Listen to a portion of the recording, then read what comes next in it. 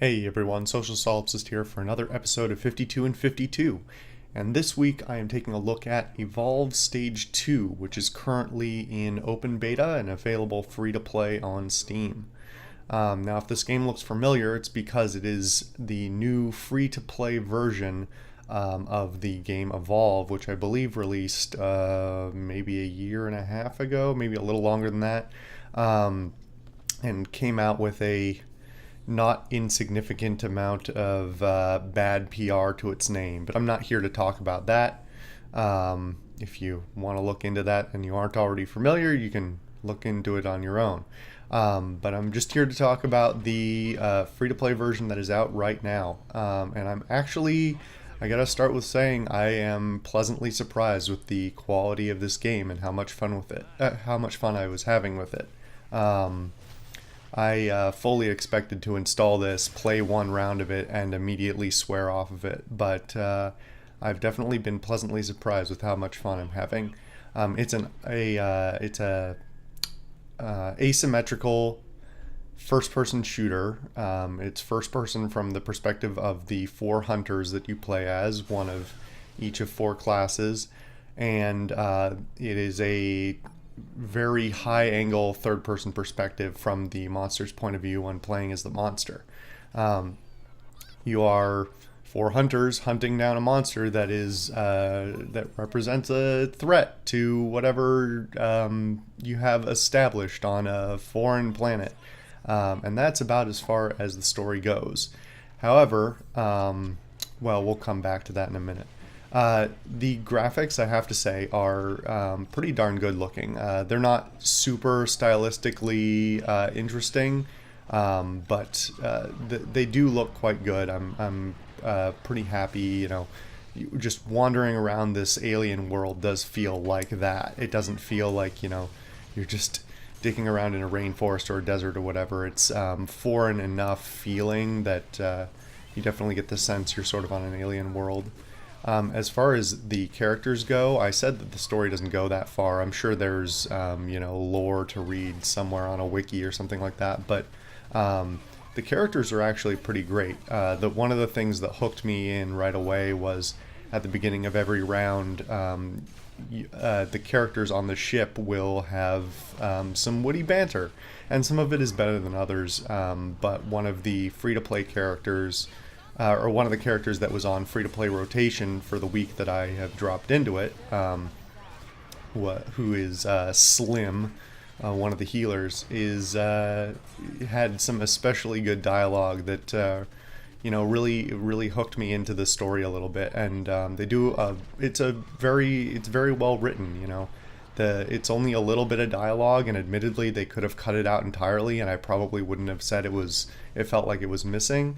And admittedly, that's probably partially due to the fact that it was, a full $60 retail game at launch, and they had that sort of money to spend on what is now free to play.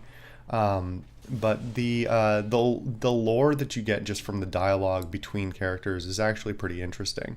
It doesn't feel supremely generic or anything like that. You really feel like there is some backstory to this world, and they did work some things out. It's not extensive, but it's enough.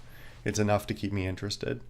As far as the actual gameplay goes, run and gun shooting feels good pretty much all the time. The weapons are satisfying on all accounts. The sound design is quite good, both for the world and the monster, and all the weapons. They sound satisfying. They sound like they're doing what they're intended to, be represented as doing.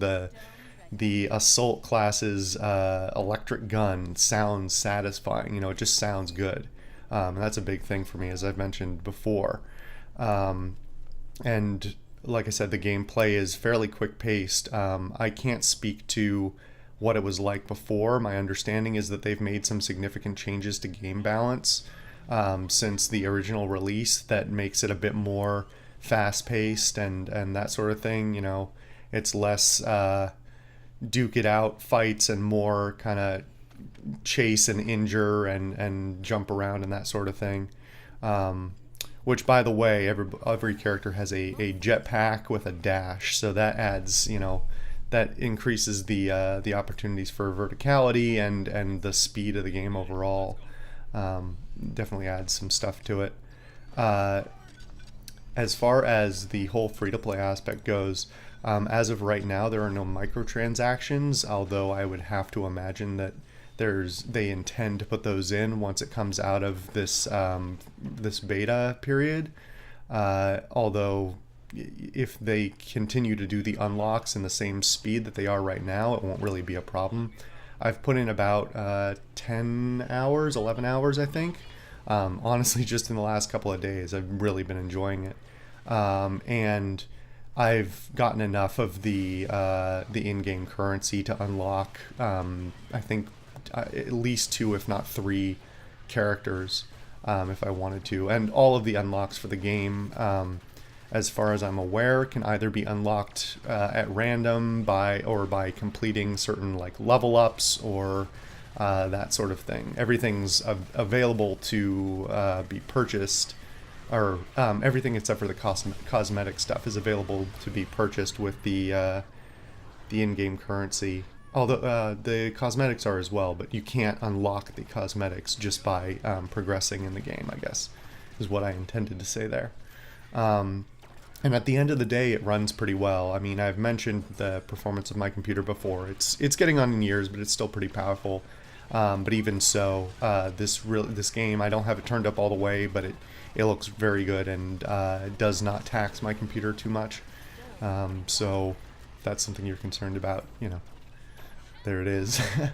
On the downside of the game, there are some issues with new player friendliness. It doesn't, even with the tutorials, all of the characters, even within a certain class, are often different enough that it can be a bit confusing what your abilities do.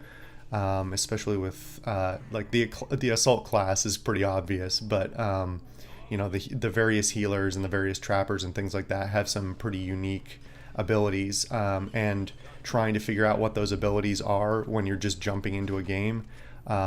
There's no really good way to find out what those are until you're already in game. You basically got to wait until you've loaded all the way in, and then like an idiot, just as soon as you drop in, hit escape and look at the menu there to see what your abilities are.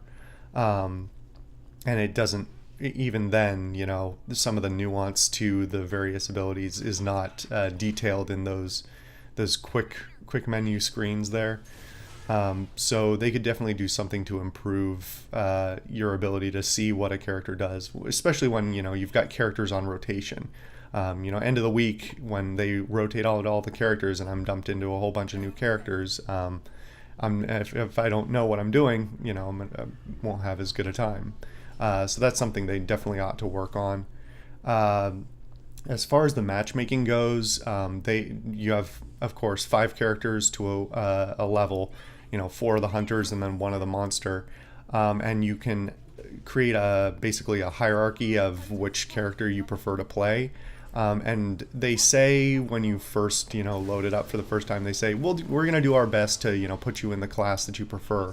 But this is definitely a case of they prefer to rush you into a game so you're not waiting around rather than just dump you into they'd rather put you in your second or third or whatever choice just to get you into a game faster.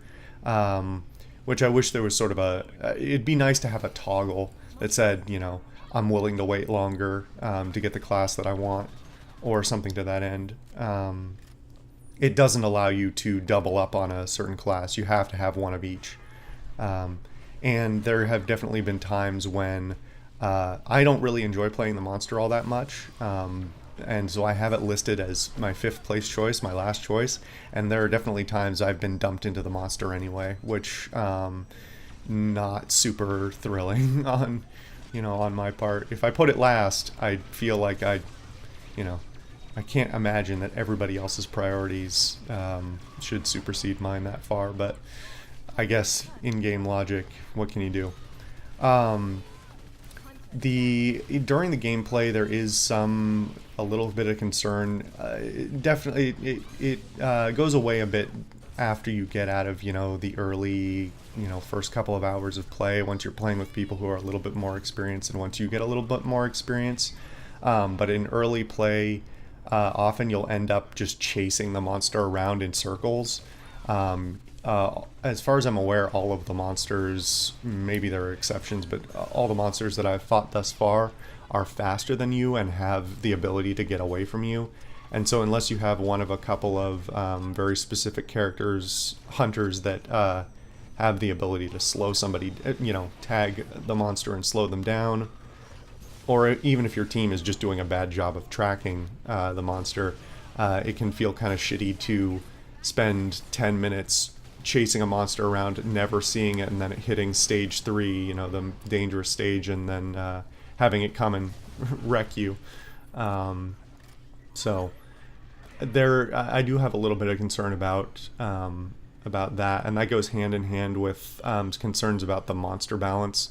Various monsters they differ in their viability at various levels. Some monsters are incredibly dangerous even at stage 1, their earliest evolution, whereas others are pretty squishy up until they get to at least level 2, if not level 3.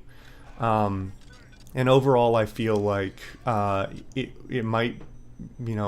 game might feel a little more satisfying if they gave all the monsters a bit more health and a bit less damage output, because there are some monsters that will two-shot you pretty easily. And admittedly, some of that is just me not being really great at the game and just getting hit when I probably shouldn't be. But there are other times, there are certain abilities, particularly on the Wraith, that he'll pick you up and just stab you until you're dead, and it's not the most fun. So having it be a little more brawly, less damage, more health, I think would add to the satisfaction, at least from my personal opinion. But again, that's personal preference more than anything else. But yeah, I've been having a really good time with it. For a free-to-play game, I am pleasantly surprised, and admittedly, a lot of that is because of the people who put down $60 or $100 on the game early on, and they, it doesn't feel like a free-to-play game because it wasn't, and that works to its benefit, definitely, to some extent. I said I wasn't going to talk about the whole bad PR surrounding it, but it definitely, changing it over to be free to play, it definitely gave it some positive PR, certainly in my book. I mean, I was pretty put off by what went on with the whole DLC stuff and all that, and I'm sure that the people who dropped $60 or $100 on it are not happy that it's now free to play and populated entirely by internet scum, because of course it's a free-to-play game. It falls into the same category as every other free-to-play game of anybody can download and play this. Well, you're gonna get some shitheads in the game, and as far as I'm aware, the rewards for being I think they call it a founder, somebody who bought the game originally, are not significant enough really to